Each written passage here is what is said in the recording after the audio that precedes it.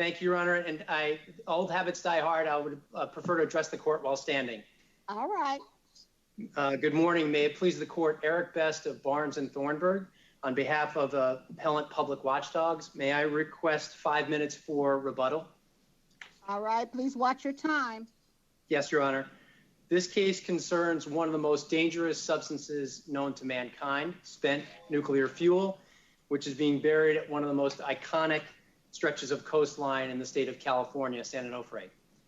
As alleged in the complaint, in July and August of 2018, the commercial defendants in this case, Southern California Edison and Holtec, lost control of two thin-walled metal canisters, each one holding approximately 50 tons of this deadly material. And on these two occasions, while the commercial defendants... It's interesting for all these facts, but I'll assure you that we've read your briefs. We know what you got to say. So get to the argument. Why is it we should even have a jurisdiction here? Yes, Your Honor. The district court erred in dismissing the entire case for lack of subject matter jurisdiction because it erroneously concluded that the Hobbs Act covered all three causes of action that are at issue in this appeal. The Hobbs Act... Right. And it did so because under our General Atomics versus U.S. Nuclear Regulatory Commission, we said the Hobbs Act is to be read broadly to encompass all final NRC decisions that are preliminary or incidental to licensing. And the holding of that case, Your Honor, the facts and the holding of General Atomics are important to understand those words. In that case, a licensee had, and there was a proceeding in front of the NRC involving a licensee. The parent of that licensee then attempted to get an injunction from the federal district court here in San Diego to enjoin that proceeding, finding that it would not be deemed a licensee as well. In that context, where there was a particular proceeding pending before the NRC, this court held that the Hobbs Act required the parent to go before the NRC. The language that this court used in General Atomics, I submit, Your Honor, is not found in Lorien, the case on which it is cited, which it's cited for support, and instead... Well, but in Lorien it says, and I quote, in the absence of specific evidence to the contrary, congressional intent, review of orders issued involving preliminary or ancillary to the core issue in a proceeding should be reviewed in the same forum as the final order resolving the core issue. And again, Your Honor, in Lorien, the facts matter. In that case, a petitioner had filed an action in front of the NRC, had filed a petition, brought... the petition was not accepted by the NRC, then filed an action in the Court of Appeals. In the Court of Appeals, the NRC took the position that it was not covered by the Hobbs Act, that jurisdiction was not appropriate. The Supreme Court reversed, and in that case said, because there was a particular proceeding, and in that instance, orders that were preliminary to, which an ordinary reading of preliminary is before, or ancillary to, necessarily involved in that proceeding, should be covered by the Hobbs Act. But the key, Your Honor, in our view, is that it relates to particular proceedings before the agency. What the Hobbs Act does not say, and what the Supreme Court did not hold, is that any matter touching upon a nuclear power plant at any point in the future somehow relates back to a proceeding that happened several years earlier. And the particular facts of this case demonstrate why that shouldn't be the case. The Hobbs Act, of course, covers particular orders, particular challenges to specific types of orders from certain agencies, and it requires them to be brought within 60 days of the agency's action. In this case, Your Honor, they complained of harm didn't start occurring until 2018 and 2019. And petitioners should not have been required to predict the future and foresee the negligent operation of the transfer of fuel from the spent fuel pools into these silos. Instead, it should be permitted to bring a case under the Administrative Procedure Act, as well as state and federal claims against the private defendants, because those matters are not involving a particular proceeding. They're not before a proceeding in the NRC, and they're not ancillary to. You did bring a proceeding before the NRC, correct? Yes, Your Honor. We brought a proceeding under these same claims? No, Your Honor. They're different claims. The claim in the proceeding. What claims are they? So the claim that was brought in the NRC in late 2019 was that the licensing amendment that was adjudicated by the NRC in 2015 was based on a false premise. The premise was that all spent nuclear fuel would start to be removed and placed in long-term storage in approximately 2025, and all of the fuel would be removed by 2049. That was the assumption in the license amendment proceeding. That was the assumption adopted by the NRC. In that case, which again is not before this court, public watchdogs confronted the agency with the fact that that assumption is false. We now know that to be not true. There is no place in which this spent nuclear fuel will be transferred and delivered to for long-term storage, not by those timelines and not for the foreseeable future. So I'm sorry to take us in an ancillary direction. I'm just trying to get us back to the. I'm trying to get us to the point here. This is how I read our General Atomics when they have this language be read broadly to encompass. Then we have that deadly in front of us, correct? Your Honor, that language is in General Atomics, and that statement is there. I would respectfully submit, Your Honor, that is dicta, and it is not the statement to read the Hobbs Act broadly is not one. It's in derogation of this court's other pronouncements as to how to interpret jurisdictional statutes. Two, it is not consistent or found in Lorien. But this court doesn't need to address that or deal with General Atomics because the holding of General Atomics remains the same and is not impacted by this case at all. I would also well, let's move to another question. You argue briefly at page 34 of your brief that nothing in the Hobbs Act purports to strip federal district courts of jurisdiction to hear disputes involving a private party allegedly involved in the dangerous mishandling of nuclear waste. Where before the district court did you raise this argument? Your Honor, I don't have the citation to the excerpts of record. I don't think you did. Well, Your Honor, I believe we did make the specific argument that the Hobbs Act did not deprive this court, the district court, of jurisdiction. Well, I tried to find it and I couldn't find it. And I apologize, Your Honor, that I did not specifically point that out in the briefs. But what authority do you have for that position? Well, the text of the statute you didn't itself. Cite any when you wrote that down on page 34. You didn't cite any authority. I wondered what your authority was. It's the text of the statute, Your Honor. There is nothing in the statute that says a private plaintiff suing a private defendant has its action must be brought in the Court of Appeals within 60 days. So what's the specific language of the Hobbs Act would lead me to that conclusion? Well, since you say it's the specific language, what specific provision?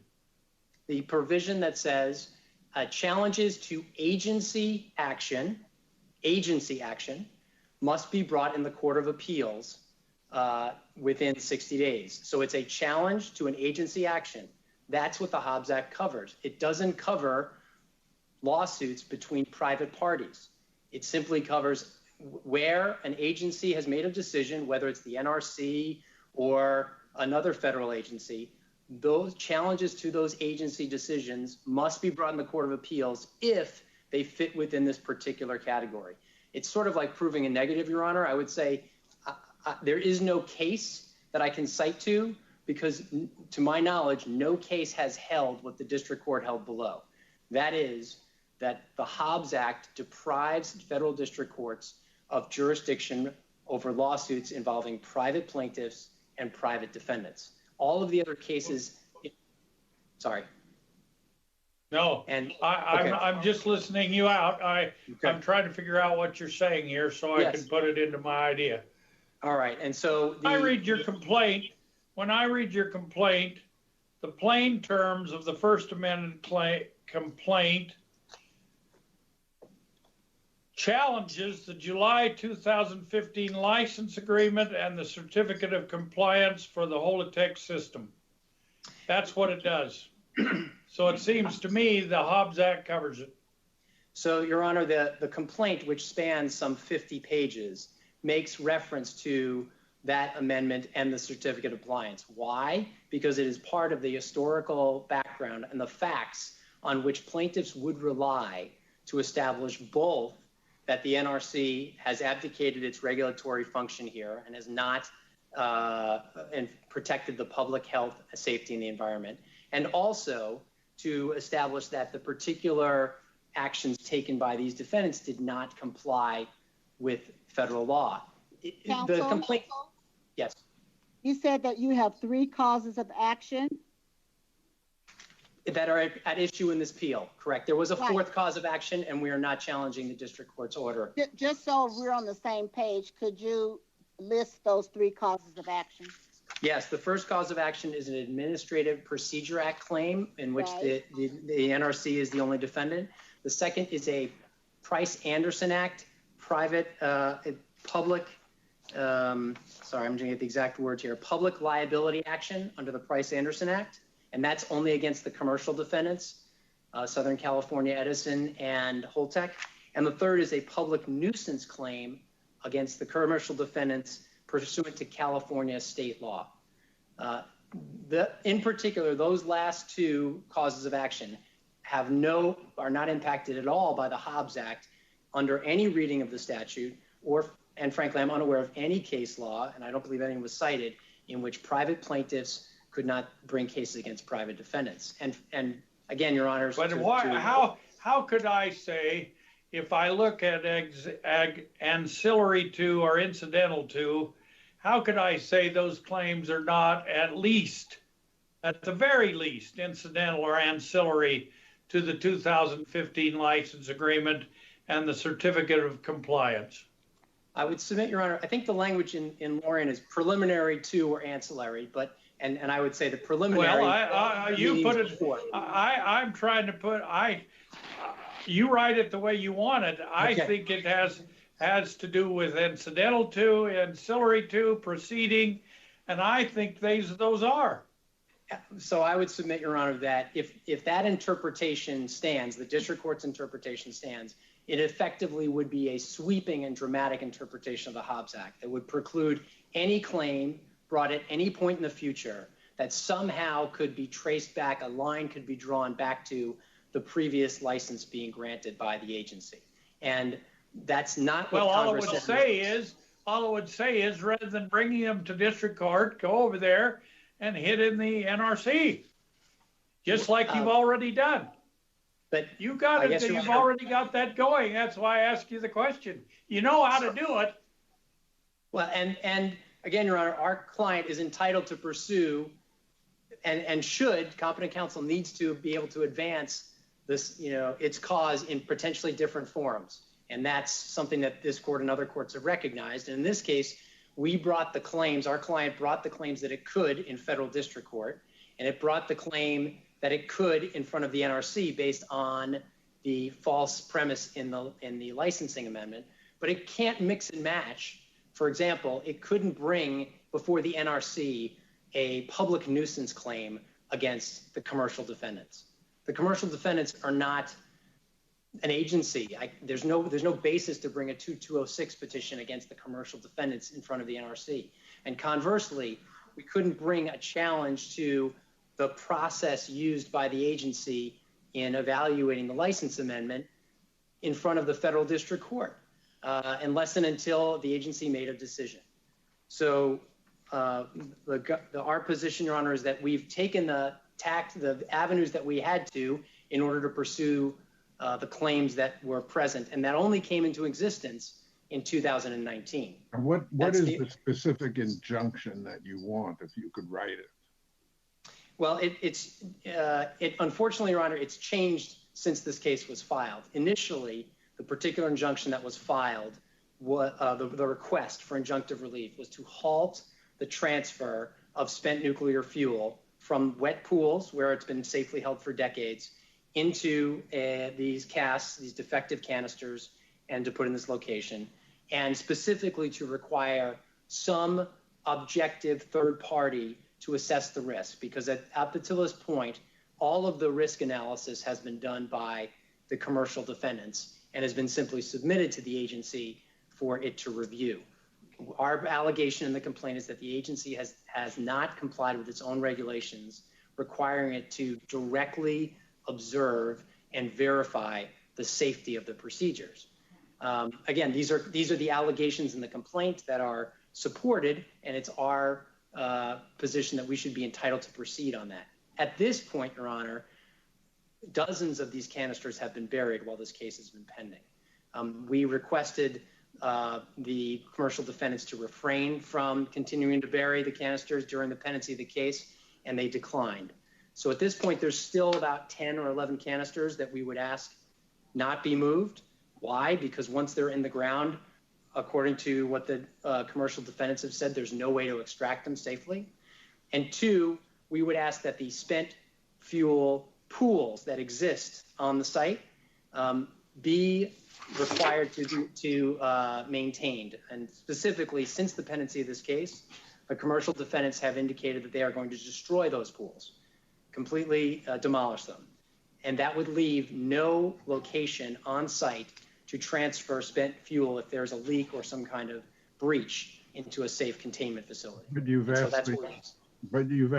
thought you said you asked the NRC to do that, to provide. Well, we've asked the NRC to do something else. In addition, you've asked the NRC specifically to go back and review the licensing amendment that was granted in 2015 based on a false premise. And there's additional requests for relief in that proceeding. Specifically, why isn't that come within the language of the Hobbs Act? That proceeding, that petition is pending before the NRC, and that is before the Hobbs Act. It was before the NRC, and in fact, we filed a petition for judicial review in front of this court. So that matter is proceeding separately from this one. Why is it different? Because in that case, we are simply pointing out that the original decision in 2015 was based on a false premise, as we now know, and it needs to be examined in light of the regulations and the requirements facing the NRC. Whereas what we're trying to protect against in the district court action is an ongoing public nuisance, a anticipatory damage tort that's being inflicted upon our client, as well as the agency's failure to enforce its own regulations and allowing this activity to continue. So there is overlap in some of the relief, but it is not uniform. And I'd submit, Your Honor, the fact that we're in two different forums doesn't mean we have to pick one. I'm not. I think our position is that we should be entitled to proceed where the law allows. And this court, we're asking simply for the case to be remanded with reversed and remanded so that it can proceed on path. That is to discovery. Counsel, do you want to save any time for rebuttal? Oh, thank you, Your Honor. I had meant to save 5 minutes and I've exceeded, so thank you. All right, counsel, are you going to split your time? Yes, Your Honor. Good morning, Justin Heminger from the Justice Department on behalf of the Nuclear Regulatory Commission. The defendant appellees have 20 minutes in total. I will take 10 minutes, and counsel for the Songs licensees, Mr. Evans will take the other 10 minutes. Thank you. Would you Thank put you, Your Honor. 10 minutes on the clock for Mr. Heminger? All right, counsel, please proceed. Thank you, Your Honor. Again, Justin Heminger on behalf of the Nuclear Regulatory Commission. And we have 3 points to make this morning, and they follow up on points that Judge Smith has touched on. The first that I wanted to highlight is that public watchdogs, this is not, let me put it this way. the district court correctly dismissed the single APA claim against the commission in this case, but this is not the only opportunity that Public Watchdogs has for judicial review. In fact, as counsel for Public Watchdogs mentioned, there is a pending petition for review that this court will hear later this year that relates to a citizen petition that Public Watchdogs filed with the commission raising safety issues at the Songs facility. Now, that is that process, and that proceeds under 10 CFR 2.206. That process, the citizen petition process, is a commonly used and accepted way to bring safety issues to the commission's attention, for the commission to address those concerns, and then to provide an opportunity for judicial review under the Hobbs Act. So that would be our first point. Our other 2 points are that the district court has correctly dismissed the APA claim here, either under the Hobbs Act or on another grounds, independent grounds, which has not come up yet today, the Heckler v. Cheney rule of unreviewability. So those are our 3 points. So if we, as long as you're there, so if we were to say that the other agency actions are actions incidental to the license amendment and the certificate of compliance, would we need to reach that other reviewability decision? No, Your Honor. When you refer to, you would not need to reach that. That's the Heckler v. Cheney rule, and you would not need to reach that. That's what I thought. I just wanted to make sure. Counsel, you don't deny that these are serious allegations that are being made by Public Watchdogs, do you? Your Honor, we agree that the allegations are serious. We agree that there have been safety issues at the Songs facility.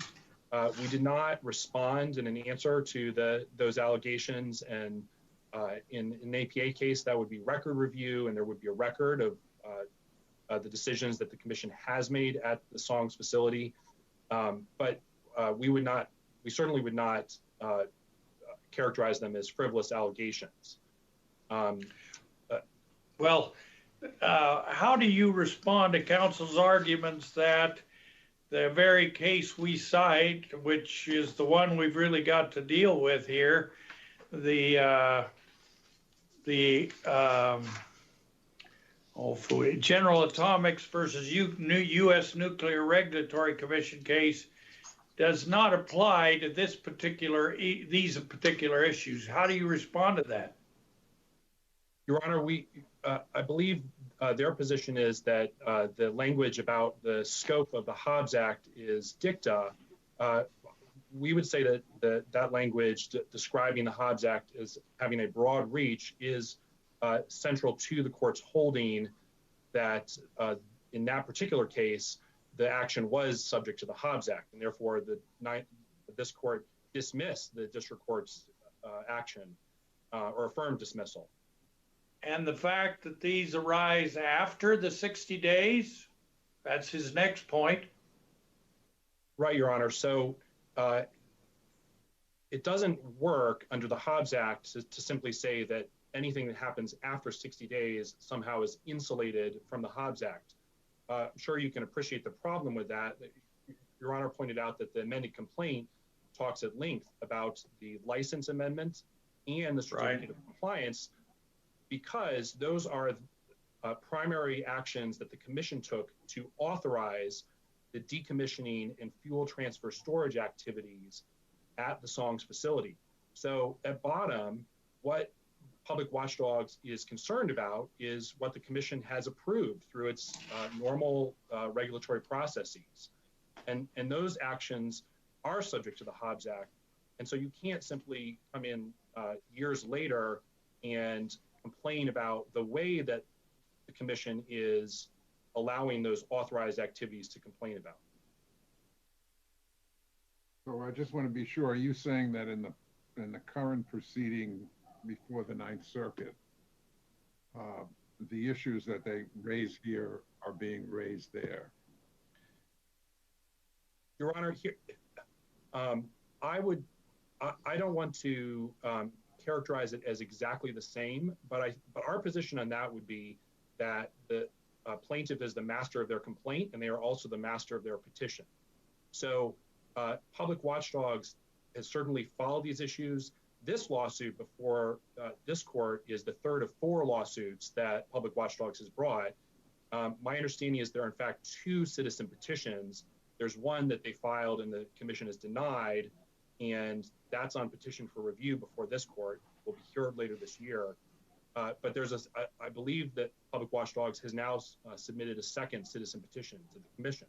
So Public Watchdogs certainly has the opportunity to raise whatever issues it believes should be brought to the commission's attention. On my review, to answer Your Honor's question as best I can, on my review of the citizen petition, there are some sentences from that are copied and pasted from the amended complaint. So certainly there is some overlap. I do think that Public Watchdogs is focusing on a different concern that they have in their citizen petition. But our position is that they can't bifurcate. That's the problem that Lorian says that the Hobbs Act is meant to address.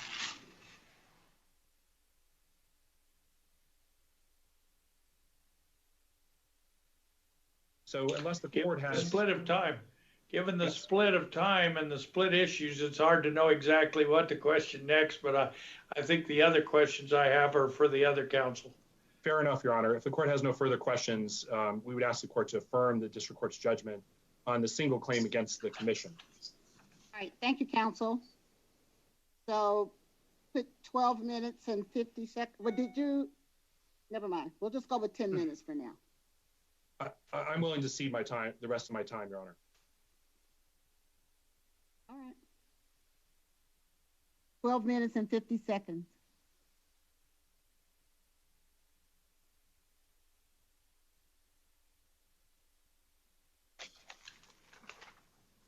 Since the clerk's having trouble with the clock, let's just do 12 and get going. Right. Can't hear you. You're on mute. You have to get off mute. He's not speaking.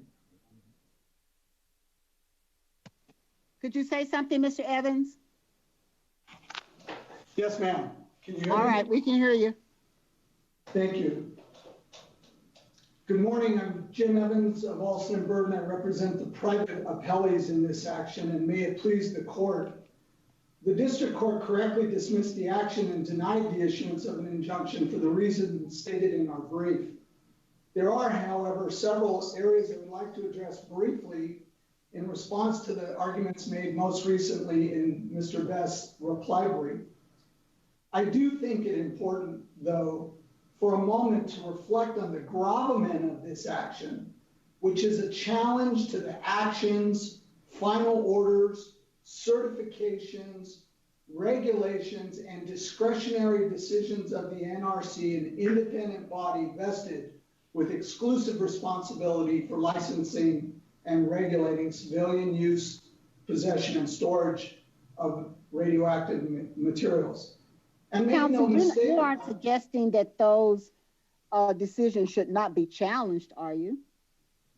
Not at all. It's where they should be challenged is the first issue that this court must confront.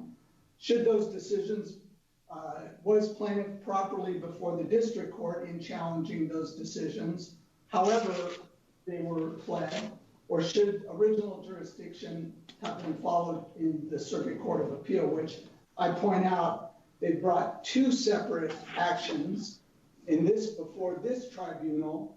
One, a petition for writ of mandate seeking the very same injunction that they seek here, a suspension of all activities at SOMS.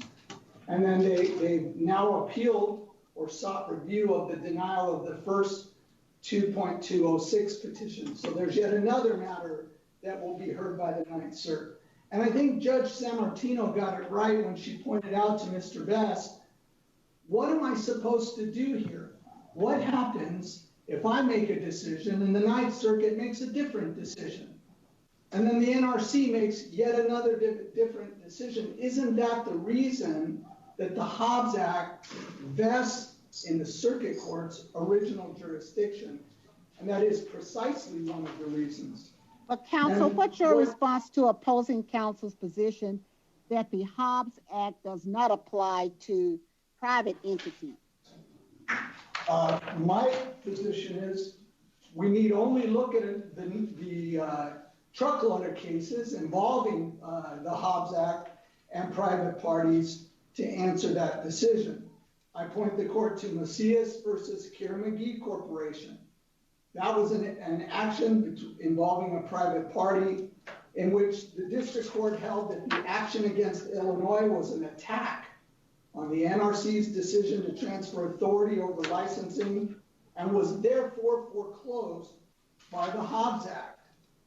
We had a similar result in Simmons versus Arkansas Power and Light. That was an 8th Circuit case from 1981, where the district court ruled that it lacked jurisdiction to hear claims against the private defendant because of the exclusive jurisdiction under the Hobbs Act. Leeson versus Louisiana Power and Light, a 5th Circuit case, 1981. Ruling, district court without jurisdiction to hear challenge to a private defendant's construction of a nuclear generator. Honaker versus Hendry, City of West Chicago versus NRC.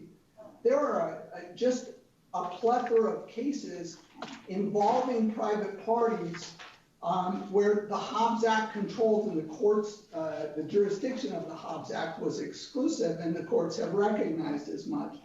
And I don't think a party should be rewarded through artful pleading saying, wait a minute, I'm going to challenge those NRC licenses and those discretionary actions and all the things, decisions that the NRC has made by naming a private party. Then I escape the review of the Hobbs Act, and then the party creates the potential for folly of inconsistent decisions and inconsistent review. And that is not what the Hobbs Act contemplates. Here, the district court properly concluded that it lacked jurisdiction under these circumstances. And I think a short review of the plaintiff's own allegations show that they're attacking the license and they're attacking the discretionary decisions. I point the court to paragraph 2 of their First Amendment complaint. The NRC has all but abdicated its regulatory and supervisory responsibility. That's an attack on the NRC and its decision-making. Paragraph 10, the NRC has an obligation to ensure the safe and effective storage of spent fuel and to include the public in the process. Again, at paragraph 33, the NRC refuses to independently review recommendations from the song defendants. That's an attack on the NRC and how it's doing its business in following Congress's mandate to, as an independent agency, to safeguard the use of nuclear materials. But there's more. I think I understand your argument on there, unless Judge Rawlinson wants you to go through more cases. What I'd like to do is I'd like to go to the public nuisance claim and the fact that the district court found it was preempted by the Atomic Energy Act. Are you talking about field preemption or conflict preemption? Field preemption, but a very specific field preemption. It's not of all things, but of all things pertaining to nuclear safety. And no one can really dispute the fact that the many courts, including our U.S. Supreme Court, have said that the AEA reserves and occupies the entire field of nuclear safety. And that's what we're talking about. But just a minute, you would agree with me that some public nuisance laws are valid in some circumstances, wouldn't you? Well, I suppose there are many circumstances where public nuisance laws would be valid. Well, that's why I'm wondering if we're not dealing with some form of conflict preemption here. Well, I think you are insofar as the Price-Anderson Act, and remember, the Price-Anderson, plaintiffs brought a claim under the Price-Anderson Act, a public liability act. And remember that the law and the cases are many say that if someone desires compensation arising out of a nuclear incident, that they are relegated solely to the Price-Anderson Act. Now, the Price-Anderson Act by statute says we look to the substantive laws of the state unless they're in conflict with the Price-Anderson Act or with other federal laws or statutes. So what the Price-Anderson Act did in effect, it said, we're going to preempt all state claims. We're going to subsume them under our statute. But there is no Price-Anderson Act claim here, which is the most important point. The Price-Anderson Act claim requires several things. I'm sorry. Counsel, we can't see you over there. Yeah, I was going to say, get over there in front of us. Yes, I know you like to wander around and give the jury the business, but you're in front of us here. I'm an old trial lawyer, Your Honor, and I just have it. I know your problem, and I expect those other two good lawyers do too. But get there so we can see you. Go ahead. Of course. My apologies. The Price-Anderson Act, and this is beyond dispute, it requires by statute several things. First, it requires a nuclear incident. There hasn't been one here. The most plaintiff can allege is, well, there's an imminent nuclear disaster. So, well, that doesn't constitute a nuclear incident. Two, you have to have, folks, a release that's in excess of the federal dose. There's no allegation that there's been any release of radiation here. Third, I've read your brief on this. I want to go to another issue. The district court said that the plaintiff failed to adequately allege its public nuisance claim under California law. Now, yes, Your Honor. It seems to me that in their reply brief, and I'm reading from what they say at Gray Brief 32, if allowed to proceed with its public nuisance claim, it will show that, unlike the public at large, it has been forced to expend significant resources combating private defendants' public nuisance by participating in songs, public engagement panels, participating in proceedings before the California Public Utilities Commission, and filing petitions before the NRC. Is that enough to allege a specific injury under California law? It isn't. And again, I've come back to the Price-Anderson Act. Why? And I respect, because the only claim one can bring for personal injury or injury to property by virtue of the preemptive effect of the Price-Anderson Act is a public liability act under the Price-Anderson Act. In fact, our U.S. Supreme Court even noted that the Price-Anderson Act had a rather unique preemption provision in its statute. And so if one wants to sue, certainly you could sue based upon a theory of public nuisance, but you got to have the basics. The jurisdictional prerequisites, which Berg and O'Connor taught, is the nuclear incident, exposure in excess of the federal dose, and physical damage. And I stress that, physical damage to persons or property. And without that, there is no claim under the Price-Anderson Act, and there is no claim under California's nuisance laws. So they could never state a claim under California's new public nuisance laws in the absence of the jurisdictional predicates. The release of a nuclear incident in excess of the federal dose and damage to persons or property. So I think there's really not a lot to talk about when it comes to the issue of public nuisance. And I would direct the court to In re Hanford Nuclear Reservation. This court, this circuit said, every federal circuit that has considered the appropriate standard of care under the PAA has concluded that nuclear operators are not liable unless they breach federally imposed dose limits, which is an allegation, thank goodness, plaintiff can't make because there hasn't been a nuclear incident.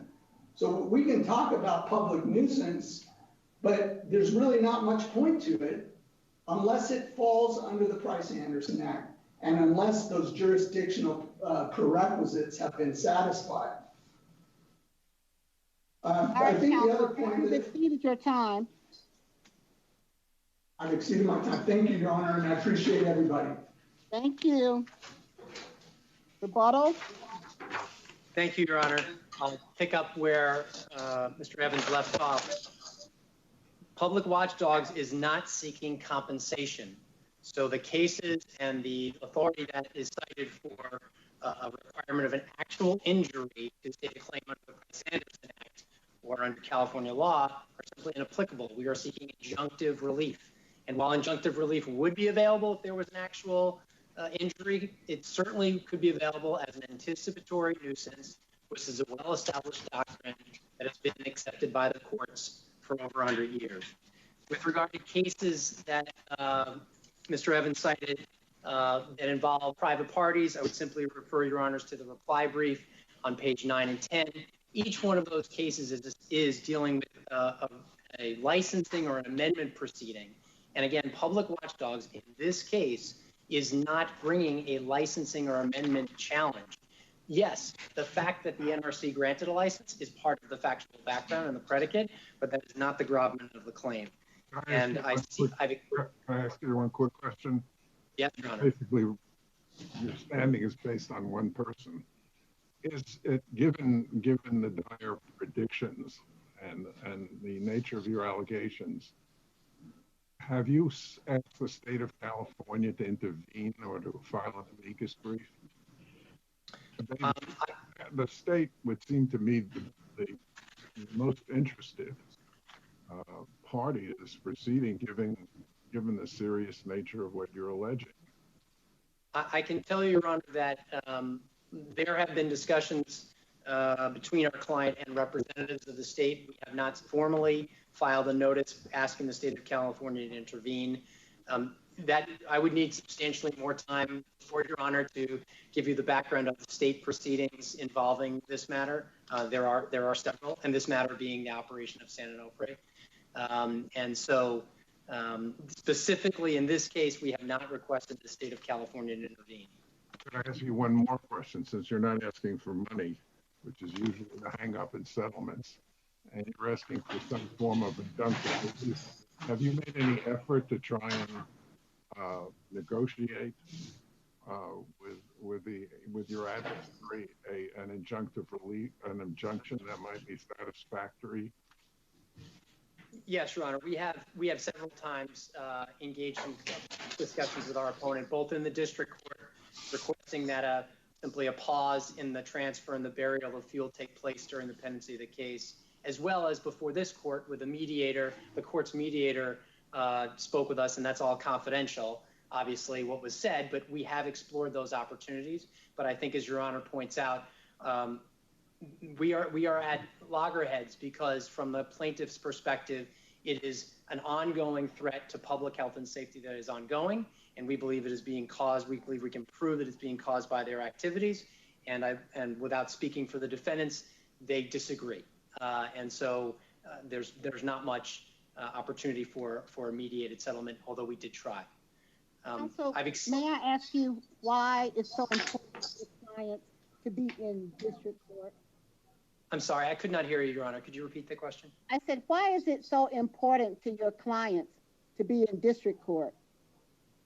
Your Honor, our client is interested in pursuing the claims that were raised, and as I tried to articulate before, the public nuisance and the Price-Anderson Act claim cannot be brought before the NRC. The only place to bring that is in the federal district court. It's not cognizable here, and frankly, the Administrative Procedure Act claim is something that can only be brought in the district court based on the facts and the circumstances that we raised. We're also in front of the NRC, but as I pointed out, it's on a different theory. That is that the license amendment was predicated on a false assumption. All right, I understand. Thank you, counsel. Thank you to all counsel for your helpful arguments in this challenging case.